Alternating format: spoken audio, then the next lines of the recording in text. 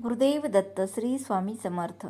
स्वामी कृपेने तुमचा आजचा दिवस आनंदात जाऊ हीच स्वामीचरणी प्रार्थना करते आणि आजच्या या व्हिडिओला सुरुवात करते. आपल्या सुखी संसारासाठी आपण काही उपाय करत असतो आणि त्यातील काही उपाय आज आपण पाहूयात. तर बघा, बुधवारी किंवा शनिवारी पैसे कोणास उधार देऊ नयेत. दिल्यास ते बुडतात व वसुलीला त्रास होतो. आणि गुरुवारी पैसे देणे चांगले, त्यामुळे गुरुवारी पैसे दिले तरी चालतात. मंगळवारी कर्जाचे पैसे देऊन कर्जफेड करावी. त्याचबरोबर शुक्रवारी कर्जफेड स्थितीत सुधारणा होते.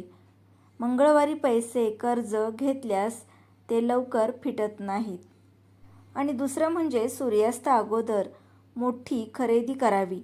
सूर्यास्तानंतर मोठी खरेदी केल्यास व पैसे दिल्यास लक्ष्मी नाश पावते. तिसरं उपाय, संध्याकाळनंतर दिवे लागल्यावर कोणालाही पैसे देऊ नये. त्याचबरोबर राहूच्या होऱ्यात पैसे देणे घेणे हे व्यवहार करू नयेत.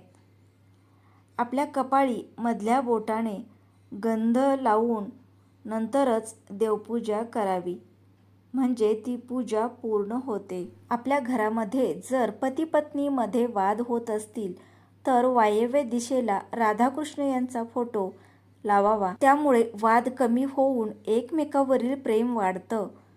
रोज सकाळी आंघोळ केल्यानंतर सूर्याला जल अर्पण करा.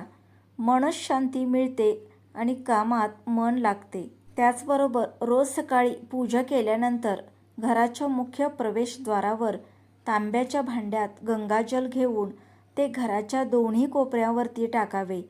तांब्याच्या भांड्यातून सूर्याला जल अर्पण करा.